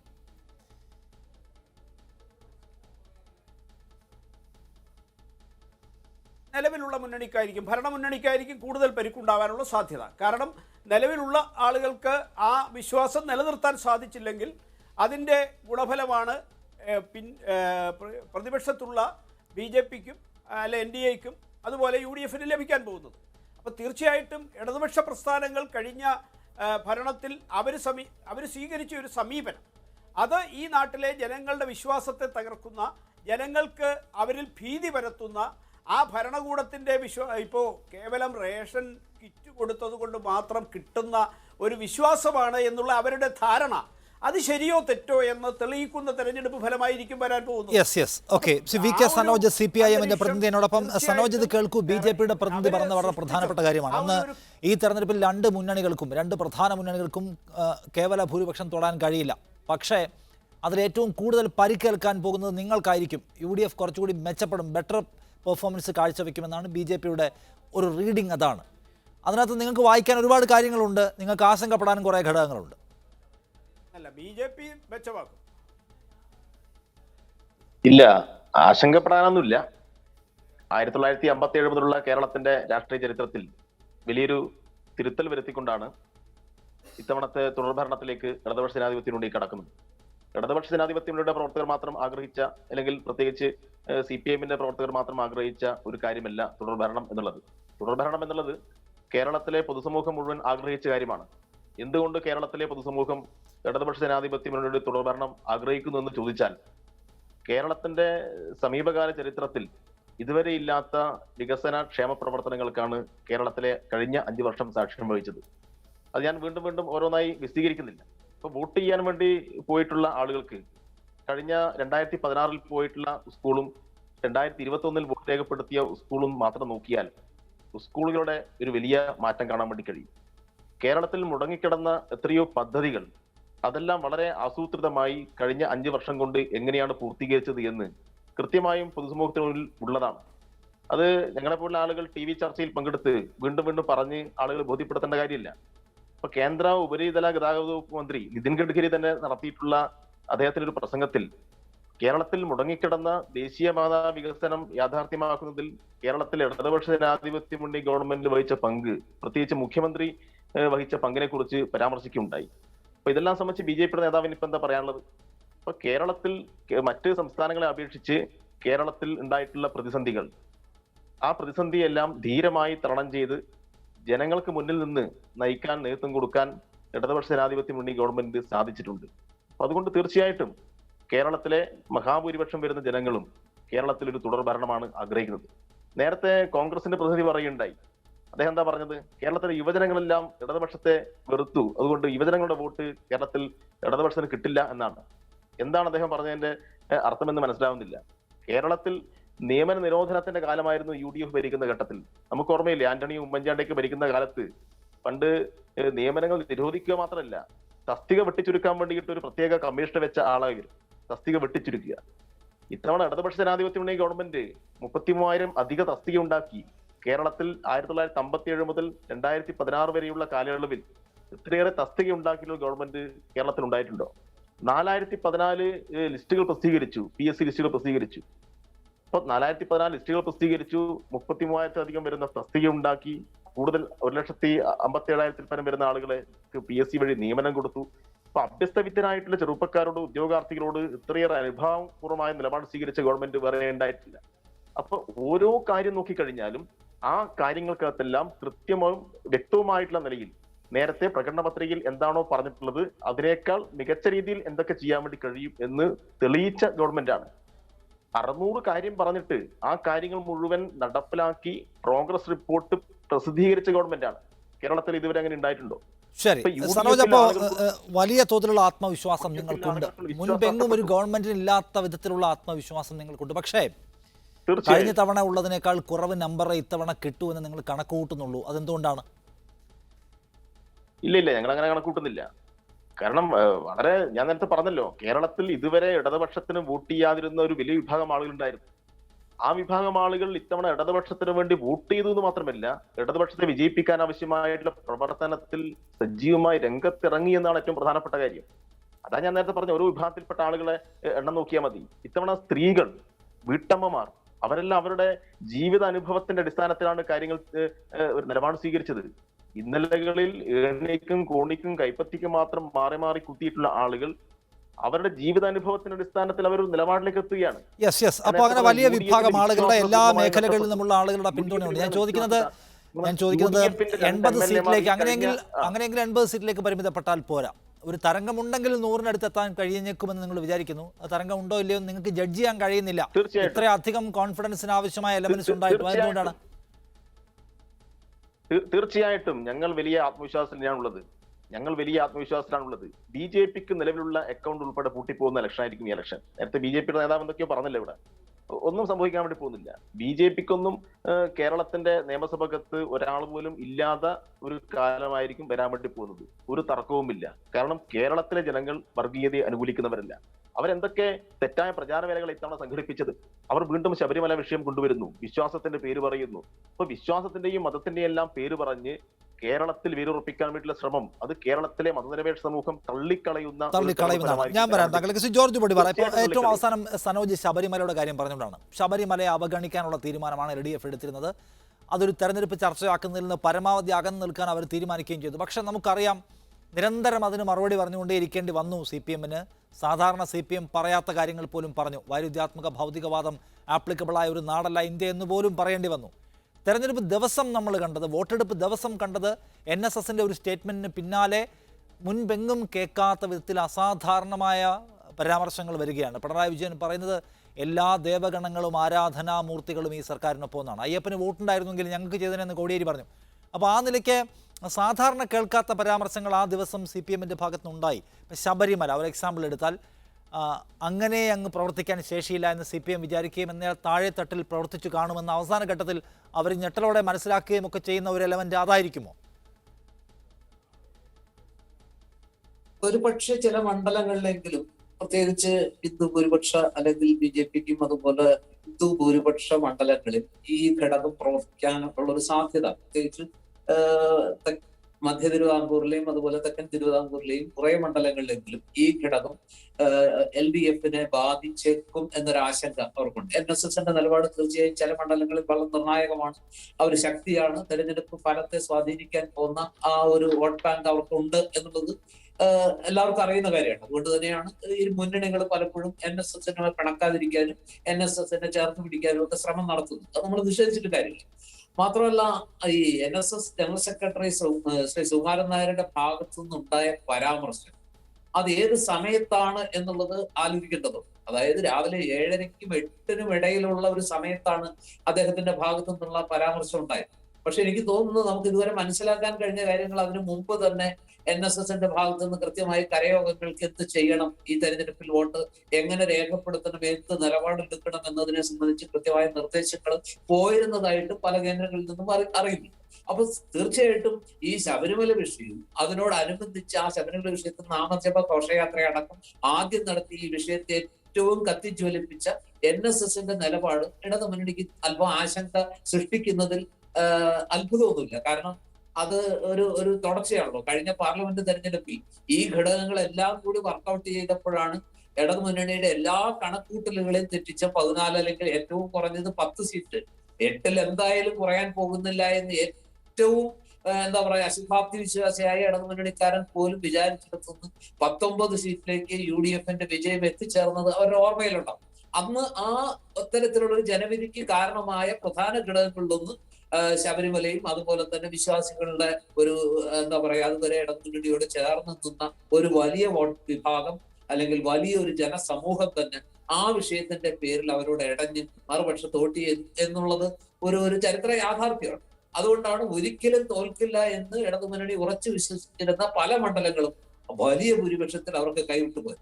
അപ്പൊ ആ ഘടകം ഇക്കുറി വർക്കൗട്ട് ചെയ്താൽ തിരിച്ചടിയാകും എന്നുള്ളൊരു തിരിച്ചറിവ് സ്വാഭാവികമായിട്ടും ഇടതുമുന്നണിക്ക് ഉണ്ടായിരുന്നു. അതുകൊണ്ട് മാക്സിമം അത് ഡൈല്യൂട്ട് ചെയ്യാനാണ് പല പ്രകോപനങ്ങളും അവർക്ക് താങ്ങാവുന്നതിനപ്പുറത്തുള്ള പല പരാമർശങ്ങളും ഉണ്ടായിട്ടും NSSനെ പ്രകോപിപ്പിക്കേണ്ട എന്ന രീതിയിൽ ശ്രീ കോടിയേരി ബാലകൃഷ്ണൻ മുഖ്യമന്ത്രിയും അടക്കമുള്ളവർ അതുവരെ വളരെ മൃദുവായ രീതിയിലാണ് വാക്കുകൾ വളരെ സൂക്ഷിച്ചാണ് ഉപയോഗിച്ചത്. പക്ഷെ എന്നിട്ട് പോലും ആ തെരഞ്ഞെടുപ്പിന്റെ അല്ലെങ്കിൽ വോട്ടെടുപ്പിന്റെ ആ ദിവസം അതിരാവിലെ ശ്രീ ജനറൽ സെക്രട്ടറി ശ്രീ സുകുമാരൻ നായരുടെ ഭാഗത്തു നിന്നുണ്ടായ പരാമർശം അവരെന്തുണ്ടാകരുതെന്ന് പ്രതീക്ഷിച്ചോ അത് ഉണ്ടായി എന്നതാണ് സത്യം. അപ്പൊ കഴിയുന്നത്ര അതിനെ മിനിമൈസ് ചെയ്യാനുള്ള ശ്രമമാണ് അവരുടെ ഭാഗത്തു നിന്നുണ്ടായത്. പക്ഷെ അതുകൊണ്ടൊക്കെ എത്രത്തോളം ഗുണം ഉണ്ടായി അല്ലെങ്കിൽ NSSന്റെ നിലപാട് മുഴുവൻ NSSന്റെ അണികൾ നായർ സമൂഹം അപ്പാടെ ശിരസിലേറ്റിയോ അല്ലെങ്കിൽ പോളിംഗ് ബൂത്തിലേക്ക് ചെന്നപ്പോൾ അവർ ആ തീരുമാനത്തിനനുസരിച്ച് വോട്ട് ചെയ്തു എന്നുള്ളതൊക്കെ നമുക്ക് കാത്തിരുന്ന് കാണേണ്ട വിഷയമാണ്. പെരുന്നയിൽ തീരുമാനിക്കുന്ന കാര്യങ്ങൾ താഴെത്തട്ടിൽ അങ്ങനെ നടപ്പാവില്ല എന്ന ആത്മവിശ്വാസം CPM-നുണ്ട്. പക്ഷേ പെരുന്ന മാത്രമല്ല അതിനുവേണ്ടി പണിയെടുത്തത് കോൺഗ്രസും UDF-ഉം ഇതേ വിഷയത്തിൽ നല്ല ക്യാമ്പയിൻ നടത്തിയിട്ടുണ്ട് താഴെത്തട്ടിൽ നിന്നാണ്. നിജേഷ് നോക്കൂ, ഇതിനകത്ത് താങ്കൾ പറഞ്ഞതുപോലെ രാഹുൽ ഗാന്ധിയും പ്രിയങ്കയും വന്ന് ക്യാമ്പയിൻ ചെയ്തത് വലിയ തോതിൽ ഓളം ഉണ്ടാക്കിയിട്ടുണ്ട്. സ്ഥാനാർത്ഥി പട്ടിക സംശയമില്ലാത്ത കാര്യമാണ്. മെച്ചപ്പെട്ട പട്ടിക അവതരിപ്പിക്കാൻ നിങ്ങൾ കഴിഞ്ഞു, അത് നിങ്ങൾക്ക് എഡ്ജുണ്ടാക്കി തരും. ശബരിമല അതും നിങ്ങളെ വിജയ വഴിയിലേക്ക് നയിക്കുന്ന ഒരു പ്രധാനപ്പെട്ട ഘടകമാണെന്ന് നിങ്ങൾ ഈ വോട്ടെടുപ്പിന് ശേഷം വിലയിരുത്തുന്നുണ്ടോ? പിണറായി വിജയൻ ഗവൺമെൻറ് വന്നത് മുതൽ ഈ അവസാന കാലഘട്ടം വരെയുള്ള അദ്ദേഹത്തിൻ്റെ നിലപാടുകളും ഗവൺമെൻറ്റിൻ്റെ നിലപാടുകളും ജനം ചർച്ച ചെയ്യും എന്ന കാര്യത്തിൽ യാതൊരു സംശയവുമില്ല. ശബരിമലയും അതിലൊരു വിഷയമാണ്. കേരളത്തിലെ വിശ്വാസ സമൂഹത്തിനോട് അദ്ദേഹത്തിൻ്റെ ഗവൺമെൻറ് കാണിച്ച സമീപനവും പിന്നീടുള്ള വനിതാ മതിൽ ഉൾപ്പെടെയുള്ള കാര്യങ്ങളുമൊക്കെ പൊതുസമൂഹം ചർച്ച ചെയ്യും. അത് ചർച്ച ചെയ്യണ്ട എന്ന് പറയാൻ ഞങ്ങൾക്ക് പറ്റില്ലല്ലോ. രണ്ടാമത് പ്രിയപ്പെട്ട CPM പ്രതിനിധി, കേരളത്തിലെ യുവജനങ്ങൾ നിങ്ങൾക്ക് വോട്ട് ചെയ്യുമെന്ന് പറയുമ്പോൾ 35 ദിവസം നീണ്ടുനിന്ന സെക്രട്ടേറിയറ്റിന് മുന്നിലെ സമരങ്ങൾക്ക് മധ്യസ്ഥത വഹിക്കാൻ വേണ്ടി നിങ്ങൾ പിറകിലെ വാതിലൂടെ ഓടിക്കേറിയത് നിങ്ങൾ മറക്കരുത്. KT ജലീലിൻ്റെ അവസാനത്തെ രാജി വരെയുള്ളത് പിൻവാതിൽ നിയമനങ്ങളായിരുന്നു എന്ന കാര്യം മറക്കരുത്. ഞാനിപ്പോൾ പെട്ടിയിലായ ഒരു കാര്യത്തെപ്പറ്റി വാശി വാദിക്കാനും ഞാൻ തയ്യാറല്ല. പക്ഷേ CPM കേരളത്തിലെ യുവജനങ്ങളോട് ചെയ്തത് ചർച്ച ചെയ്യും. പിന്നെ നിങ്ങളുടെ നേട്ടങ്ങൾ, താങ്കൾ നേരത്തെ നിതിൻ ഗഡ്കരിയുടെ വാക്ക് കടമെടുത്തുകൊണ്ട് സംസാരിച്ചു. നിങ്ങൾ എന്തുകൊണ്ട് സുധാകരൻ്റെ വാക്ക് കടമെടുത്ത് സംസാരിക്കുന്നില്ല? അദ്ദേഹം പറഞ്ഞല്ലോ, ഞാൻ ഉണ്ടാക്കിയ പാലങ്ങളാണ് ബാക്കി എല്ലാ മണ്ഡലങ്ങളിലും ചർച്ച ചെയ്യുന്നത് എന്ന് പറയുമ്പോൾ, പൊളിറ്റിക്കൽ ക്രിമിനലുകളാണ് എനിക്കെതിരെ തിരിയുന്നത് എന്ന് പറയുമ്പോൾ, കേരളത്തിലെ CPMൽ വരാൻ പോകുന്ന സംഭവ വികാസങ്ങളുടെ തുടക്കം മാത്രമാണ് അദ്ദേഹം പറഞ്ഞത്. EP ജയരാജൻ പറഞ്ഞു, ഇനി ഞാൻ മത്സരരംഗത്തേക്കേ ഇല്ല എന്ന് പരിഭവത്തിൻ്റെ ഭാഷയിൽ അദ്ദേഹം പറഞ്ഞു. എന്തുകൊണ്ട് അത് ചർച്ച ചെയ്യുന്നില്ല? CPM എന്ന് പറഞ്ഞാൽ ഇപ്പോഴത്തെ അവസ്ഥയിൽ സ്ഫടികം സിനിമയിലെ തിലകൻ എന്ന് പറയുന്ന ചാക്കോ മാഷിൻ്റെ ചുറ്റും കറങ്ങിത്തിരിയുന്ന ഒരു കാര്യം മാത്രമാണ്. അതുകൊണ്ടാണ് അദ്ദേഹത്തിൻ്റെ പ്രസംഗത്തിൽ ബഹുമാനപ്പെട്ട മുഖ്യമന്ത്രി എന്ന് പലവട്ടം ആവർത്തിച്ച് പറയുന്നത്. ആ സ്ഫടികത്തിൻ്റെ പുറത്തേക്ക് കിടക്കാൻ CPMന് കഴിയാത്തിടത്തോളം കാലം നിങ്ങൾ ഇങ്ങനെ പറഞ്ഞു മുന്നോട്ട് പോകും എന്നല്ലാതെ മറ്റൊന്നും സംഭവിക്കില്ല. ഈ തവണത്തെ മുദ്രാവാക്യം പോലും ഉറപ്പാണ് LDF. ഞാൻ ആ മുദ്രാവാക്യത്തിനെ കളിയാക്കുന്നില്ല. പക്ഷേ ആ മെസ്സേജ് ആർക്കുള്ളതാണ്? LDFിൻ്റെ പ്രവർത്തകർക്കുള്ളതാണ്, അല്ലെങ്കിൽ കേരളത്തിലെ പണച്ചാക്കുകൾക്കുള്ളതാണ്, മാഫിയകൾക്കുള്ളതാണ്. ഞങ്ങൾ വീണ്ടും വരും എന്നത് കഴിഞ്ഞ തവണത്തെ മുദ്രാവാക്യം. ഞങ്ങളതിനെ അപ്രീഷിയേറ്റ് ചെയ്തുകൊണ്ട് സംസാരിക്കുന്നു. എല്ലാം ശരിയാവും. ആ മെസ്സേജ് പോയത് അങ്ങോട്ടാ? സാധാരണക്കാരുടെ ജനങ്ങളുടെ ഇടയിലേക്കാണ്. എല്ലാം ശരിയാവും, പ്രയാസമുള്ള ആളുകൾക്ക് എല്ലാം ശരിയാവും, ഉറപ്പാണ് LDF എന്ന് പറയുന്ന രണ്ട് മെസ്സേജ് തമ്മിലുള്ള അന്തരം തന്നെ മനസ്സിലാക്കുക. അവിടെ UDF മുന്നോട്ട് വെച്ച പ്രകടന പത്രിക, നാട് നന്നാവാൻ UDF, ഐശ്വര്യ കേരള യാത്ര എന്ന് പറഞ്ഞാൽ ഞങ്ങൾ മുന്നോട്ട് വെച്ചത് ഒരു പോസിറ്റീവ് പൊളിറ്റിക്സ് ആയിരുന്നു. പ്രിയങ്ക ഗാന്ധിയും രാഹുൽ ഗാന്ധിയും ഇളക്കി മറിച്ചു എന്ന് പറയുന്നതിനപ്പുറത്ത് ഉറപ്പാണ് ആരോഗ്യം, ഉറപ്പാണ് വിദ്യാഭ്യാസം, ഉറപ്പാണ് ക്ഷേമം, ഉറപ്പാണ് LDF. അല്ല, അത് അതിൻ്റെ ബാക്കി കാര്യങ്ങൾ. ഉറപ്പാണ് LDF എന്നുള്ള മെസ്സേജ് കൊടുത്തിരിക്കുന്നത് പ്രവർത്തകർ. ഞങ്ങൾ എന്തായാലും വരും എന്നുള്ള മെസ്സേജാണ്. അവിടെ സുധാകരൻ ഇല്ല, തോമസ് ഐസക് ഇല്ല, മറ്റൊരാളും ഇല്ലാത്ത ഒരു LDFൽ ഞാൻ നയിക്കും എന്നുള്ളത് മാത്രമാണ്. ഞാൻ പറഞ്ഞ ഒറ്റ കാര്യം, അടിവരയിട്ട് പറഞ്ഞ കാര്യം, എന്താ ഒരു സംശയവും വരുന്നില്ല. രണ്ടാമത് ഞാൻ പറഞ്ഞ ഈ പ്രിയങ്ക ഗാന്ധിയും രാഹുൽ ഗാന്ധിയും പ്രചരണം നടത്തി എന്ന് ഇളക്കി മറിച്ചു എന്ന് പറയുമ്പോൾ അവരുടെ പ്രസംഗം നമ്മൾ ശ്രദ്ധിക്കേണ്ട. അവരുടെ പ്രസംഗം കോൺഗ്രസിൻ്റെ UDFിൻ്റെ പ്രകടന പത്രികയെ പറ്റിയായിരുന്നു. അവിടെ ന്യായ വരുമാന പദ്ധതി ഉൾപ്പെടെയുള്ള പദ്ധതികളെ പറ്റിയായിരുന്നു അവർ സംസാരിച്ചത്. അവർ കുറ്റപ്പെടുത്താനല്ല പോയിരിക്കുന്നത്. ആ പ്രകടന പത്രിക, മുന്നോട്ട് വെച്ചിരിക്കുന്ന പ്രകടന പത്രിക ജനങ്ങൾ ചർച്ച ചെയ്യും എന്നും ആ പ്രകടന പത്രികയ്ക്ക് അനുകൂലമായിക്കൊണ്ട് ജനങ്ങൾ വോട്ട് ചെയ്യുമെന്നും നേരത്തെ പറഞ്ഞതുപോലെ കേരളത്തിൽ ഉടനീളമുള്ള ട്രെൻഡ് എന്നതിനപ്പുറത്തേക്ക് മണ്ഡലം തലത്തിൽ ഈ തവണ വലിയ മത്സരങ്ങൾ നടന്നിട്ടുണ്ട്. നമ്മൾ എഴുതി തള്ളിയ പല മണ്ഡലങ്ങളും, ഇപ്പം കാസർഗോഡ് ജില്ലയിലാണെങ്കിൽ ഉദുമ മണ്ഡലത്തിനകത്ത് അവിടുത്തെ ഏറ്റവും പ്രധാനപ്പെട്ട വിഷയം കൊലപാതക രാഷ്ട്രീയമായിരുന്നു. കൂത്തുപറമ്പിലേക്ക് വരുമ്പോൾ ആ വിഷയം വീണ്ടും മാറി. കൂത്തുപറമ്പിൽ നമുക്ക് ഈ തവണ തിരിച്ചു കിട്ടുമെന്ന് പ്രതീക്ഷിക്കുന്ന മണ്ഡലമാണ്. പിണറായി വിജയൻ ഏറ്റവും അവസാനം പ്രചരണം നടത്തിയ മണ്ഡലം കോഴിക്കോട് ജില്ലയിലെ വടകരയാണ്. ആ വടകര മണ്ഡലത്തിൽ ജയിക്കില്ല എന്ന് CPMൻ്റെ കണക്കിൽ പറഞ്ഞു. വടകരയും കൊടുവള്ളിയും കോഴിക്കോട് ജയിക്കില്ല എന്ന് പറയുന്നു. പിണറായി വിജയൻ സ്പെഷ്യലായി വന്ന് പര്യടനം നടത്തിയ സിറ്റിംഗ് സീറ്റ് CPMന് നഷ്ടപ്പെടും എന്ന് CPM തന്നെ മുന്നോട്ട് വെക്കുന്ന സമയത്ത് എവിടെയാണ് ആ കോൺഫിഡൻസ് ഉള്ളത്? എവിടെയാണ് കോൺഫിഡൻസ്? KK രമ എന്ന് പറയുന്ന ഒരു പക്ഷേ ശത്രുപക്ഷത്ത് പിണറായി വിജയൻ്റെ വാക്കുകൾ കടമെടുത്ത് പറഞ്ഞാൽ കുലംകുത്തി എന്ന് പറയുന്ന അതിൻ്റെ ഏറ്റവും അറ്റത്തുള്ള ഒരാളെ പരാജയപ്പെടുത്താൻ വേണ്ടി സ്വന്തം നിലയ്ക്ക് വന്നിട്ടും അത് ജയിക്കില്ല എന്ന് തുറന്നു പറഞ്ഞ മാധ്യമങ്ങൾ റിപ്പോർട്ട് ചെയ്ത ഒരവസ്ഥയിലാണുള്ളത്. ആ കോൺഫിഡൻസ് തന്നെ ആയിരിക്കില്ല എല്ലാ സ്ഥലത്തും ഉണ്ടാവുക. BJP ചിലപ്പോൾ വിജയിച്ചേക്കാം, അല്ലെങ്കിൽ നല്ല പെർഫോമൻസ് കാഴ്ചവെച്ചേക്കാം എന്ന് വിചാരിക്കുന്ന കുറേ മണ്ഡലങ്ങളുണ്ട്. അതിപ്പോൾ കഴക്കൂട്ടം, നേമം, മഞ്ചേശ്വരം, അല്ലെങ്കിൽ കോന്നി, ചാത്തന്നൂർ, അങ്ങനെ കുറേ മണ്ഡലങ്ങളുണ്ട്. അവിടെയൊക്കെ ഒരു പക്ഷേ പ്രവർത്തകർക്ക്, അനുഭാവികൾക്ക്, സിമ്പതൈസേഴ്സിന് അവർക്കൊക്കെ വേണമെങ്കിൽ ഒരു പോസിറ്റീവായ പ്രതീക്ഷ കൊടുത്ത് പരമാവധി വോട്ട് സമാഹരിക്കാൻ കഴിയും. അത്രയും തന്നെ ആവേശോജ്വലമായ പ്രകടനം BJP മറ്റെല്ലാ മണ്ഡലങ്ങളിലും കാഴ്ചവെക്കുമെന്ന് BJPക്ക് ഇപ്പോൾ ഉറപ്പുണ്ടോ? ഞാൻ പറഞ്ഞ ഈ പറഞ്ഞ A+ കാറ്റഗറിയിലുള്ള മണ്ഡലങ്ങളെ മാറ്റി നിർത്തിയാൽ ബാക്കി എല്ലായിടത്തും BJPയുടെ കോർ വോട്ടിന് പുറത്തുനിന്ന് പരമാവധി സമാഹരിക്കാൻ കഴിയുമെന്ന വിശ്വാസം നിങ്ങൾക്കുണ്ടോ? കാരണം കേൾക്കുന്ന ഒന്ന്, BJPയുടെ സിമ്പതൈസേഴ്സ്, മോഡി ഫാൻസ്, അല്ലെങ്കിൽ അങ്ങനെ വിചാരിക്കുന്ന ഒരാൾക്കൂട്ടമുണ്ട്, അവരിത്തവണ നിങ്ങൾക്കല്ല വോട്ട് ചെയ്തിരിക്കുന്നത് എന്നൊരു ഭയപ്പാട് നിങ്ങളെ പിടികൂടിയിട്ടുണ്ടെന്ന് കേൾക്കുന്നുണ്ട്.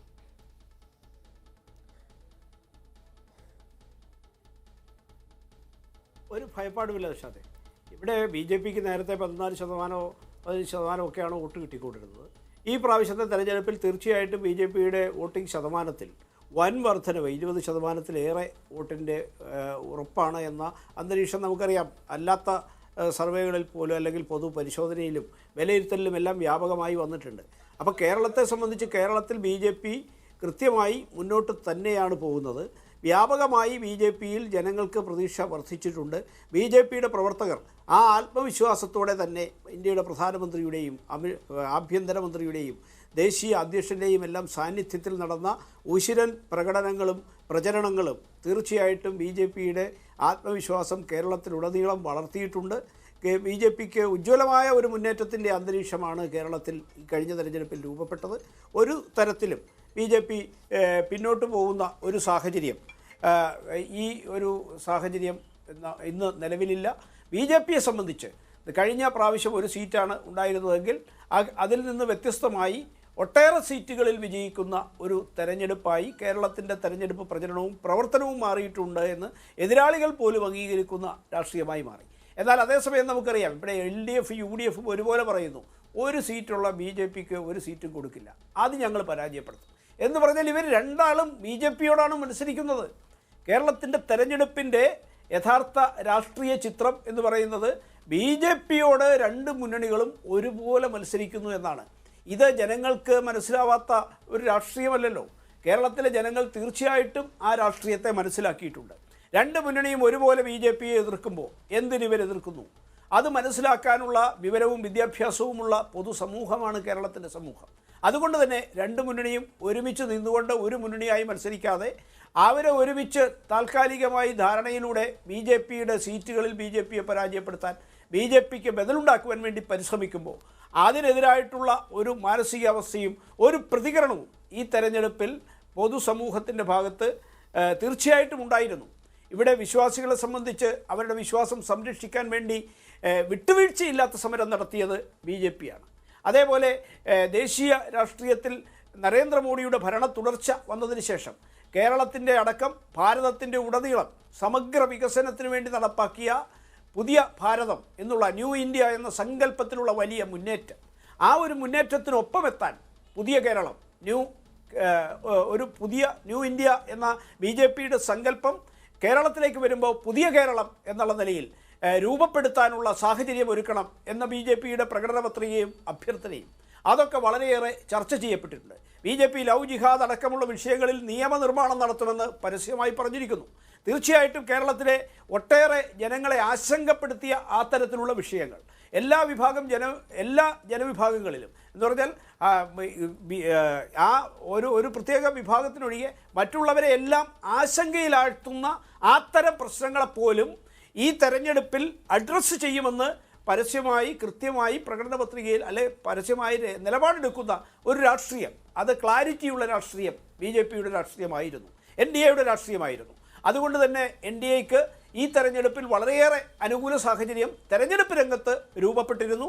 അത് വോട്ടായി വിജയമായി പ്രതിഫലിക്കുക തന്നെ ചെയ്യും. എന്നാൽ അതേസമയം തന്നെ കേരളത്തിൻ്റെ പൊതുമണ്ഡലത്തിൽ നിന്നും പ്രത്യേകിച്ച് ഇടതുപക്ഷ പ്രസ്ഥാനങ്ങൾ നമുക്കറിയാം, ദശാബ്ദങ്ങൾക്ക് മുമ്പ് ശബരിമലയുടെ പശ്ചാത്തലത്തിലാണ് ശബരിമല തീവയ്പ്പിനെ തുടർന്നുണ്ടായ രാഷ്ട്രീയ പശ്ചാത്തലം കേരളത്തിൽ രൂപപ്പെട്ടപ്പോൾ ആ തീവയ്പ്പ് കേസിലെ പ്രതികളെ പിടിക്കും, റിപ്പോർട്ട് പ്രസിദ്ധീകരിക്കും എന്നൊക്കെ പറഞ്ഞിട്ട് വലിയ ഭൂരിപക്ഷം മേടിച്ച് അധികാരത്തിൽ വന്നവരാണ് കേരളത്തിൽ കമ്മ്യൂണിസ്റ്റ് പാർട്ടി.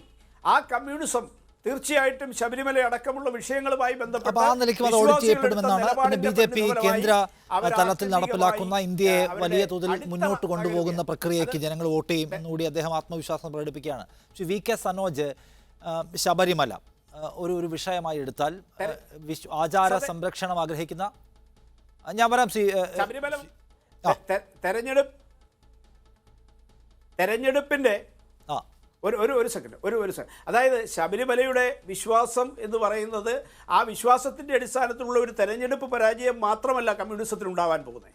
കമ്മ്യൂണിസം അവർക്ക് തന്നെ അവരുടെ ഇപ്പോൾ മന്ത്രിമാർക്ക് തന്നെ വ്യത്യസ്ത അഭിപ്രായം പറയേണ്ട സാഹചര്യം, പാർട്ടി സെക്രട്ടറിക്കും മുഖ്യമന്ത്രിക്കും വ്യത്യസ്ത അഭിപ്രായം പറയേണ്ട സാഹചര്യം എന്ന് പറഞ്ഞാൽ അവരുടെ അടിസ്ഥാന ആശയം ആ കമ്മ്യൂണിസം എന്ന് പറയുന്ന പ്രത്യയശാസ്ത്രം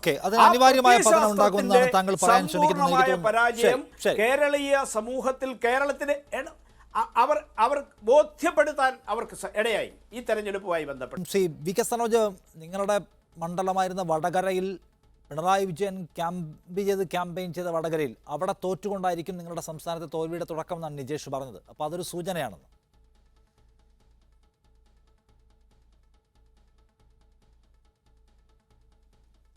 ഇല്ല, അത് ചെറിയ സാങ്കേതിക പ്രശ്നം. ഞാൻ തിരിച്ചു വരാം. ശ്രീ ജോർജ് പൊടിപാറ, ഇതിനകത്ത് ചൂണ്ടിക്കാണിക്കപ്പെട്ട ഒരു കാര്യം, അതായത് BJPയുടെ A+ കാറ്റഗറിയിൽ വരുന്ന മണ്ഡലങ്ങൾ ഒഴിച്ചു നിർത്തിയാൽ ബാക്കി എല്ലായിടത്തും BJPക്ക് കോർ വോട്ടിന് പുറത്തുനിന്ന് എന്തുമാത്രം സമാഹരിക്കാൻ കഴിയുമെന്നത് പ്രധാനപ്പെട്ട ചോദ്യമാണ്.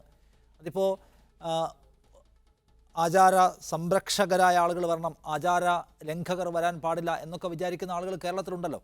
അവരെല്ലാവരും BJPക്കാരായിരിക്കണമെന്നുമില്ല. അങ്ങനെയുള്ള ആളുകൾ പിണറായി വിജയൻ വീണ്ടും വരണമോ എന്ന ചോദ്യത്തിന് വരണ്ട എന്ന ഉത്തരം UDFന് വോട്ട് ചെയ്ത് നിർവഹിച്ചിട്ടുണ്ട് എന്നൊരു കണക്കുകൂട്ടലുണ്ട്. അത് നടന്നിരിക്കാൻ സാധ്യതയുള്ള ഒരു സമവാക്യമാണോ? തീർച്ചയായിട്ടും അത് നടക്കാൻ സാധ്യതയുള്ള, നമ്മൾ അതിനകത്ത് ചില യാഥാർത്ഥ്യങ്ങൾ അംഗീകരിക്കേണ്ടതുണ്ട്. അതായത് ആചാര സംരക്ഷണം അല്ലെങ്കിൽ ഇവിടുത്തെ വിശ്വാസികളുടെ വികാരങ്ങളെ വ്രണപ്പെടുത്തിയ പിണറായി സർക്കാരിനെ പ്രതിരോധിക്കാൻ അല്ലെങ്കിൽ ഒരു തുടർ ഭരണം ഇല്ലാതാക്കാൻ BJPയെ കൊണ്ട് സാധിക്കുമായിരുന്നെങ്കിൽ ഒരു പക്ഷേ ഈ പറഞ്ഞ ആളുകൾ BJPക്ക് തന്നെ വോട്ട് ചെയ്യുമായിരുന്നു. കഴിഞ്ഞ ലോക്സഭാ തെരഞ്ഞെടുപ്പിൽ കേരളത്തില് BJPയാണ് ഏറ്റവും കൂടുതൽ ശബരിമല വിരുദ്ധ പ്രക്ഷോഭം ഏറ്റവും ശക്തമായ രീതിയിൽ പരസ്യമായിട്ട് നടത്തിയത് എന്നുള്ളത് അനിഷേധ്യമായ ഒരു വസ്തുതയാണ്. ശബരിമലയിലാവട്ടെ പുറത്താവട്ടെ എവിടെയാണെങ്കിലും BJP നടത്തിയതുപോലെ വളരെ സംഘർഷഭരിതമായ ഒരു സമരവും പ്രക്ഷോഭവും UDFന്റെ ഭാഗത്തു നിന്നുണ്ടായില്ല. അവർ എതിർത്തു, വ്യവസ്ഥാപിതമായ രീതിയിൽ പ്രക്ഷോഭം നടത്തി എന്നൊക്കെ നമുക്ക് അംഗീകരിക്കാൻ പറ്റും. വളരെ ശക്തമായ രീതിയിൽ ആ വിഷയത്തിൽ പരസ്യ പ്രതിഷേധവും പരസ്യ പ്രക്ഷോഭമായിട്ട് രംഗത്തിറങ്ങിയത് BJP.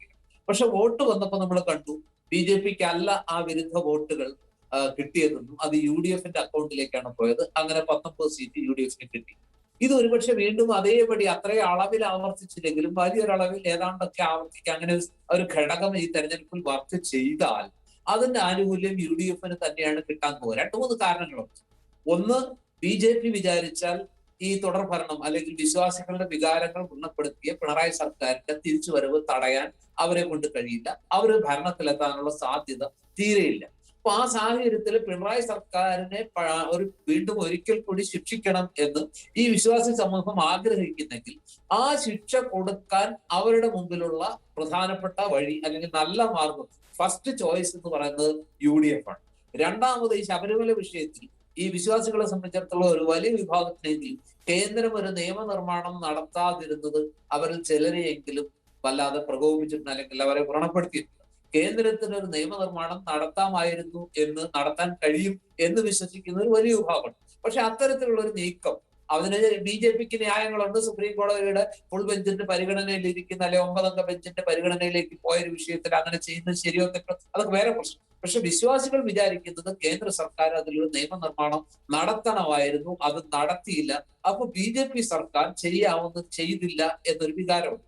മറുവശത്ത് UDF ആവട്ടെ, ഞങ്ങൾ ഒരു നിയമനിർമ്മാണം നടത്തും, ഞങ്ങൾ കൊടുത്ത സത്യവാങ്മൂലം LDF മാറ്റിയതാണ് പ്രശ്നം. മാത്രമല്ല, ഞങ്ങൾ അധികാരത്തിൽ വന്ന ആ സത്യവാങ്മൂലം തിരുത്തും. മാത്രമല്ല, ശബരിമലയിലെ ആചാര സംരക്ഷണത്തിനായി നിയമനിർമ്മാണം നടത്തും തുടങ്ങിയ പ്രഖ്യാപനങ്ങളിലൂടെ ഒരു പരിധിവരെ വിശ്വാസ സമൂഹത്തെ തൃപ്തിപ്പെടുത്താനും അവര് വേണ്ടതൊക്കെ ഒരുക്കിയിട്ടുണ്ട്. അപ്പൊ സ്വാഭാവികമായിട്ടും വിശ്വാസി സമൂഹം, ഈ ശബരിമല വിഷയത്തിൽ ഹൃദയത്തിൽ മുറിവുള്ള വിശ്വാസി സമൂഹം ഈ സർക്കാരിനെ വീണ്ടും ഒരിക്കൽ കൂടി അല്ലെങ്കിൽ ഈ ഇടതു മുന്നണിയെ ഒരിക്കൽ കൂടി ശിക്ഷിക്കാൻ ആഗ്രഹിക്കുന്നുവെങ്കിൽ ഞാൻ അങ്ങനെ വിചാരിക്കുന്നു. BJPക്ക് വിജയസാധ്യത കുറഞ്ഞ സ്ഥലങ്ങളിലൊക്കെ BJPയോട് അനുഭാവമുള്ളവരായിരുന്നെങ്കിൽ കൂടി അവർ UDFന് വോട്ട് ചെയ്തിരിക്കാനുള്ള സാധ്യത ചൂണ്ടിക്കാണിക്കുകയാണ് താങ്കൾ.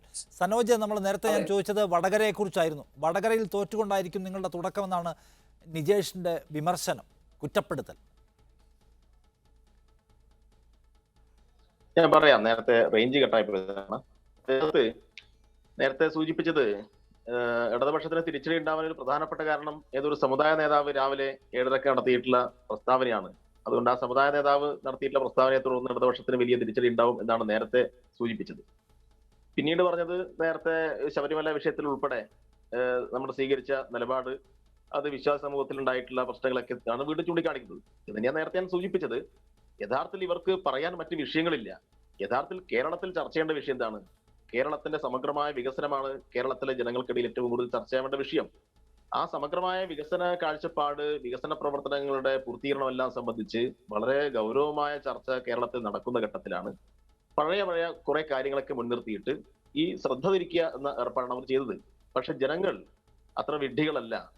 ഇന്ന് സോഷ്യൽ മീഡിയ കാലമാണ്. ഈ തെരഞ്ഞെടുപ്പ് ഏറ്റവും പ്രധാനപ്പെട്ട പ്രത്യേകത സോഷ്യൽ മീഡിയ ഉപയോഗം അത് വളരെ കൂടിയ ഒരു ഘട്ടത്തിലാണ്. നേരത്തേക്ക് സോഷ്യൽ മീഡിയ ഉപയോഗം ഉണ്ടായിരുന്നു. പക്ഷെ ഇന്ന് കേരളത്തിലെ മഹാഭൂരിപക്ഷം വരുന്ന വോട്ടറെ, കാരണം എല്ലാ വോട്ടർമാരും തന്നെ പറയാം, എല്ലാവർക്കും ഈ കാര്യങ്ങളെല്ലാം പ്രാപ്യമായിട്ടുണ്ട്. അപ്പൊ അതുകൊണ്ട് ഓരോ നിമിഷവും വന്നുകൊണ്ടിരിക്കുന്ന കാര്യങ്ങൾ സംബന്ധിച്ച് കൃത്യമായിട്ട് അവരുടെ മുന്നിൽ വിവരങ്ങൾ എത്തുന്നുണ്ട്. അതുകൊണ്ട് പഴയതുപോലെ ഏതെങ്കിലും ഉത്തരേന്ത്യൻ സംസ്ഥാനങ്ങളിൽ നടക്കുന്നത് പോലെ കേരളത്തിൽ എന്തെങ്കിലും തരത്തിലുള്ള ഇങ്ങനെയുള്ള വ്യാജ ആരോപണം ഉന്നയിച്ച് രക്ഷപ്പെടാമെന്ന് കോൺഗ്രസും BJP-യും കരുതേണ്ടതില്ല. ഈ തെരഞ്ഞെടുപ്പ് ഏറ്റവും കൂടുതൽ ചർച്ച ചെയ്യപ്പെട്ട വിഷയം എന്താണ്? ഒന്ന്, UDF-ന്റെ അഴിമതി ചർച്ച ചെയ്തിട്ടുണ്ട്. പാലാരിവട്ടം പാലം നമുക്ക് ഓർമ്മയില്ലേ? എന്തൊരു നാണക്കേടായിരുന്നു. കേരളം ലോകത്തിന് മുന്നിൽ ആകെ നാണം കെട്ട് തല താഴ്ത്തി നിൽക്കേണ്ടി വന്നില്ലേ? ആരാ ഉത്തരവാദി? UDF ഉത്തരവാദി. അത്തരം ജീവസന്ധാരണ പ്രശ്നങ്ങളാണെങ്കിൽ ആഴക്കടൽ മത്സ്യബന്ധനവും ചർച്ചയായിട്ടില്ലേ? ആഴക്കടൽ മത്സ്യബന്ധനവും ചർച്ചയായിട്ടില്ലേ സനോജ്? അല്ല, ഞാൻ പറയട്ടെ. കമറുദ്ദീൻ എന്ന് പറയുന്ന ലീഗിന്റെ MLA ജയിലിൽ കിടക്കേണ്ടി വന്നു. KM ഷാജി എന്ന് പറയുന്ന ലീഗിന്റെ MLA അഴിമതി കേസിൽപ്പെട്ടു. ED ചോദ്യം ചെയ്യുന്ന അനുഭവം ഉണ്ടായി. 25 ലക്ഷം കോഴ വാങ്ങിയെന്ന് ഷാജിയുടെ പാർട്ടിയിൽപ്പെട്ട ആളുകൾ തന്നെ പറയുന്നുണ്ടായി. അപ്പൊ UDF യഥാർത്ഥത്തിൽ അഴിമതിയുടെ കേന്ദ്രമായി മാറി. നമുക്ക് ഓർമ്മയില്ലേ, ഉമ്മൻചാണ്ടി അവസാന ഘട്ടത്തിൽ, മുഖ്യമന്ത്രിയായിരിക്കുന്ന അവസാന ഘട്ടത്തിൽ നടത്തിയിട്ടുള്ള ഉദ്ഘാടന മാമാങ്കങ്ങൾ. കണ്ണൂർ വിമാനത്താവളം വന്ന് ഉദ്ഘാടനം ചെയ്തു പോയി. ഉദ്ഘാടനം ചെയ്തിട്ട് ഏതെങ്കിലും വിമാനം അവിടുന്ന് പറന്നുയർന്നോ? ഇതെല്ലാം ജനങ്ങൾ കാണുന്നുണ്ട്. അപ്പൊ യഥാർത്ഥത്തിൽ UDF ജനങ്ങളെ പറ്റിക്കുകയായിരുന്നു. ഇടതുപക്ഷ ജനാധിപത്യ മുന്നണി ഗവൺമെന്റ് വന്നപ്പോഴാണ് UDF-ന്റെ കാലത്ത് കുടിശ്ശികയാക്കി വെച്ച സാധാരണക്കാരന്റെ പെൻഷൻ ഉൾപ്പെടെ കൊടുത്തു തീർത്തത്. അതെല്ലാമാണ് ഇത്തവണത്തെ തെരഞ്ഞെടുപ്പിലെ ചർച്ച, അല്ലാതെ മറ്റെന്തെങ്കിലും കാര്യങ്ങളല്ല. ഈ തെരഞ്ഞെടുപ്പിൽ 10-50 ലക്ഷത്തിൽ പരം വരുന്ന ആളുകൾ വാങ്ങുന്ന പെൻഷൻ, ആ പെൻഷൻ UDF-ന്റെ കാലത്ത് കൊടുത്തിരുന്നില്ല. UDF-ന്റെ കാലത്ത് കുടിശ്ശികയാക്കി വെച്ച പെൻഷൻ വിശ്വാസി സമൂഹത്തിനും, വിശ്വാസികൾ എല്ലാ സമൂഹത്തിനും എല്ലാവർക്കും കൊടുത്തിട്ടുണ്ട്. അപ്പൊ വിശ്വാസി സമൂഹം എന്ന് പറയുന്നത് UDF-ന് വോട്ട് ചെയ്യുന്ന ആളുകൾ മാത്രമല്ല, വിശ്വാസി സമൂഹത്തിൽപ്പെട്ട ഭൂരിഭാഗം ആളുകളും ഇടതുപക്ഷത്തിന്റെ കൂടെയാണ്. അതാണ് ഞാൻ നേരത്തെ പറഞ്ഞത്. ഈ തെരഞ്ഞെടുപ്പ് ഏറ്റവും പ്രധാനപ്പെട്ട പ്രത്യേകത, കാലങ്ങളായി ഇടതുപക്ഷ രാഷ്ട്രീയത്തിന് വിരുദ്ധമായി നിൽക്കുന്ന മനസ്സുള്ള ആളുകൾ പോലും, മനസ്സുകൊണ്ട് UDF-ന്റെ ഭാഗമായി നിൽക്കുന്ന ആളുകൾ പോലും ആ മനസ്സുകൊണ്ട് UDF-നെ വെറുത്തു, ഇടതുപക്ഷത്തിൽ വന്നു. കുറെ ആളുകൾ ഇടതുപക്ഷത്തിന്റെ പ്രധാനപ്പെട്ട പ്രവർത്തകന്മാരായി വന്നു.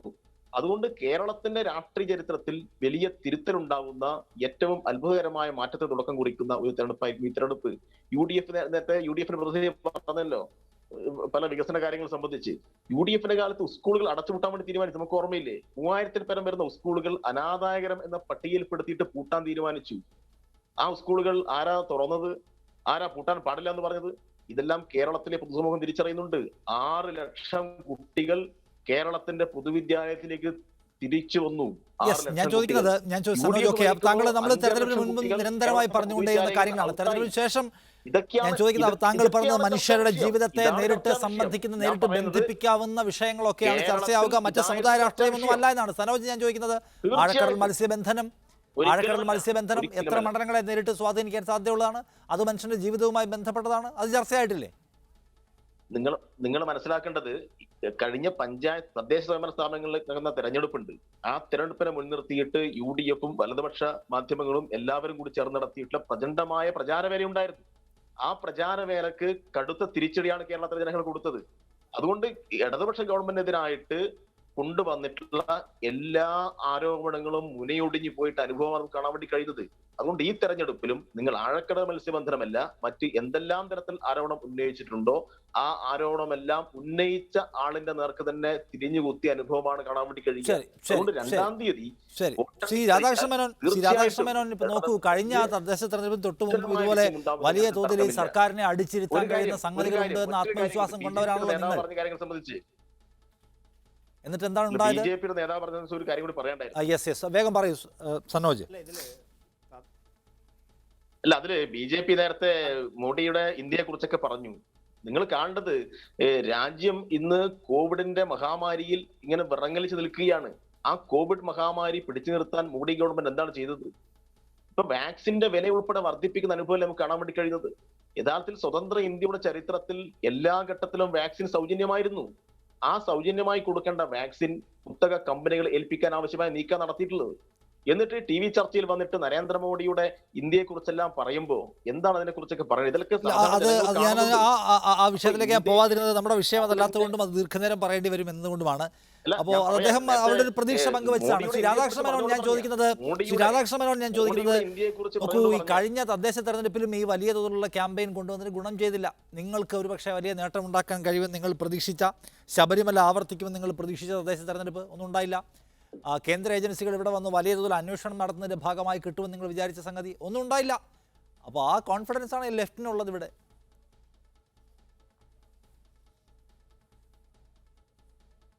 അല്ല സാറേ, ഇപ്പോൾ കഴിഞ്ഞ തദ്ദേശ തെരഞ്ഞെടുപ്പിലും പാർലമെൻറ്റ് തെരഞ്ഞെടുപ്പിലും നിയമസഭാ തെരഞ്ഞെടുപ്പിലും ഇപ്പോഴത്തെ നിയമസഭാ തെരഞ്ഞെടുപ്പിലും എല്ലാം ഇവിടെ ഞാൻ നേരത്തെ സൂചിപ്പിച്ചല്ലോ, കമ്മ്യൂണിസ്റ്റ് പാർട്ടിയും കോൺഗ്രസും നേതൃത്വം കൊടുക്കുന്ന രണ്ട് മുന്നണികളും അവരുടെ മുഖ്യ ശത്രുവായി ജനങ്ങളുടെ മുന്നിലടക്കം അവതരിപ്പിക്കുന്നത് ഇപ്പോൾ ഒരു സീറ്റുള്ള BJP തോൽപ്പിക്കണം. ഇപ്പോൾ പഞ്ചായത്ത് തെരഞ്ഞെടുപ്പിൽ സമാനമായി BJPക്ക് സീറ്റ് കിട്ടാതിരിക്കാൻ വേണ്ടി ഇവർ എവിടെയെല്ലാം ഒരുമിക്കാമോ അവിടെയെല്ലാം ഒരുമിച്ചു.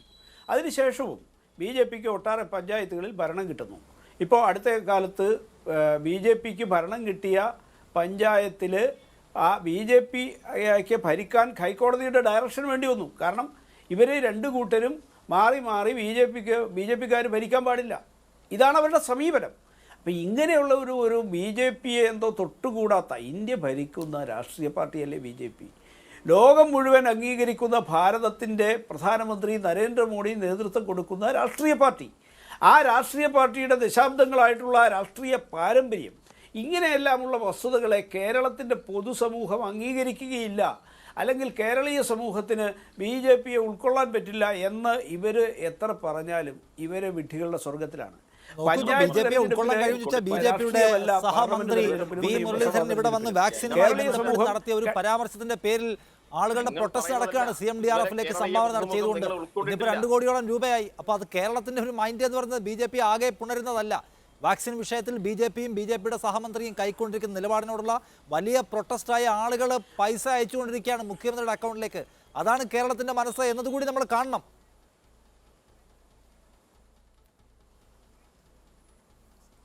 അല്ല, അത് കേരളത്തിൻ്റെ മനസ്സിനെ BJP വിരുദ്ധമായി രൂപപ്പെടുത്തുന്നതിൽ ഇരു മുന്നണിക്കും അതുപോലെ തന്നെ ധാരാളം മാധ്യമങ്ങൾക്കും ഒരുമിച്ചുള്ള അവരുടേതായ താല്പര്യങ്ങളുണ്ട് എന്ന് നമുക്കെല്ലാം അറിയാം.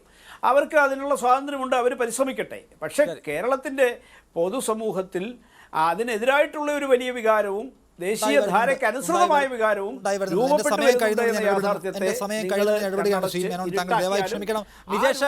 BJPയിൽ നിന്ന് ചോർന്നു വരുന്ന വോട്ട് കൊണ്ട് ജയിക്കാനിരിക്കുകയാണോ നിങ്ങൾ? ഒറ്റ കാര്യം, നേരത്തെ പ്രിയപ്പെട്ട CPM പ്രതിനിധി വടകരയെ പറ്റി ചോദിച്ചതിന് വടകരയെ പറ്റി മറുപടി പറഞ്ഞില്ല. കളി കഴിഞ്ഞ് കളിക്ക് ജേഴ്സി ഊരി വെച്ച ക്യാപ്റ്റൻ നാട്ടിൽ പോയി കളി കാണുന്നതിനിടയ്ക്ക് തിരിച്ചു വന്ന് അവസാനത്തെ ഗോൾ അടിക്കാൻ വന്നിട്ട് ആ ഗോൾ ചീറ്റിപ്പോയി എന്ന് പറയുന്നത് പരസ്യമായി പറയാനുള്ള മടി VK സനോജ് കാണിക്കാൻ പാടില്ലായിരുന്നു. KK രമയാണ് ഈ തവണത്തെ ഏറ്റവും വലിയ പ്രതിനിധി. ഇനി BJP പ്രതിനിധിയോട് എനിക്ക് പറയാനുള്ളത്, പ്രിയപ്പെട്ട BR മേനോൻ, നിങ്ങൾ ഈ തവണത്തെ തെരഞ്ഞെടുപ്പിനെ നിങ്ങൾ പഠിച്ചിട്ടില്ല. നിങ്ങളുടെ 4-5 മണ്ഡലങ്ങൾക്ക് അപ്പുറത്തേക്ക് BJPക്ക് എന്തെങ്കിലും ഒരു പ്രവർത്തനങ്ങൾ നടന്നിട്ടുണ്ടോ എന്ന് ആലോചിക്കൂ. 2 ദിവസമായി പത്രത്തിൽ വന്നുകൊണ്ടിരിക്കുന്ന വാർത്ത ഒരു 3.5 കോടി രൂപയുടെ കുഴൽപ്പണവുമായി ബന്ധപ്പെട്ട വാർത്തയാണ്. നിങ്ങളുടെ പാർട്ടിയാണോ എന്ന് എനിക്കറിയില്ല. ദേശീയ പാർട്ടി എന്നും കേഡർ പാർട്ടി നിയന്ത്രിക്കുന്ന ദേശീയ പാർട്ടി എന്നാണ്.